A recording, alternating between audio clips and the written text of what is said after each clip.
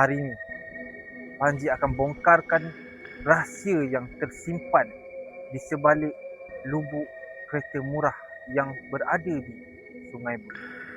Habis dah scene seram tadi, jom sekarang Panji nak belanja korang. Panji nak review kereta untuk korang. Hari ni Panji nak review kereta yang ada RM10,000 sebagai diskaun. Khas untuk korang, kita kasih jadi punya. Jom Panji review. Okay, kita dah hampir sampai kepada penghujung video. So, mana-mana kereta yang korang minat, korang boleh roger sahaja nombor yang ada dalam video ni. Korang boleh bagi tahu kita orang. Korang screenshot siap-siap mana kereta yang korang minat.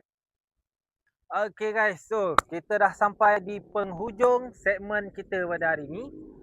Kalau ada semua di ladang, boleh Panji menumpang mandi. Kalau tuan-tuan sudi bertandang, Panji sedia menemani tuan-tuan.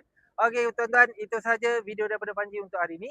See you next video. Assalamualaikum.